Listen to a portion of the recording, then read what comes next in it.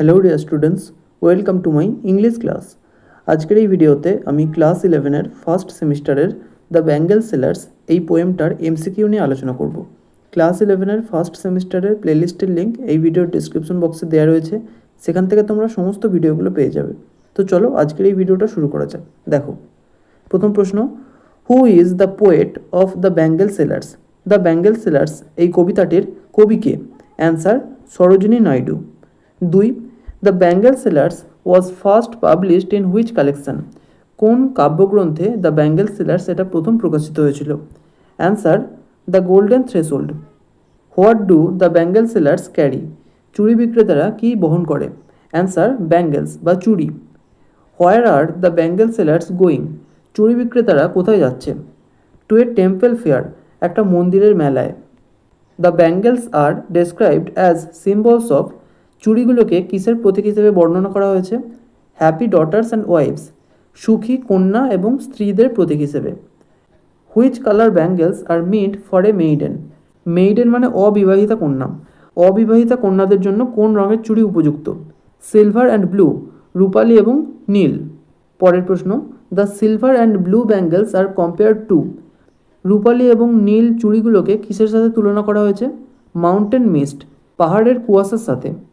পরের প্রশ্ন, the birds the dream on the tranquil bro of A stream, এই লাইনটা কবিতা থেকে নেওয়া হয়েছে। এটা কি সিম্বলাইজ করে, মানে কি বোঝায়?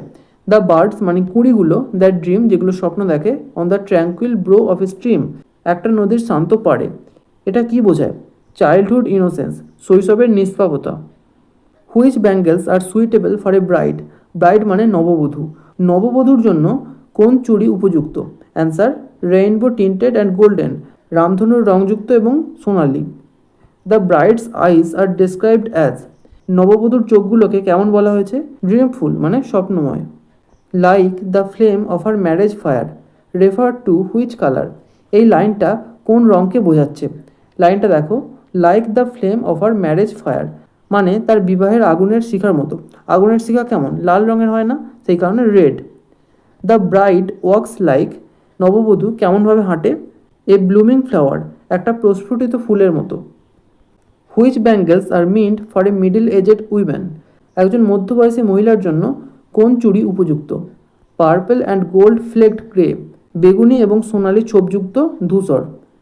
The middle aged women has journeyed through, middle aged women মানে মধ্যবয়সী মহিলা, হ্যাজ জার্নিড মানে যাত্রা করেছে, থ্রু কিসের মধ্য দিয়ে?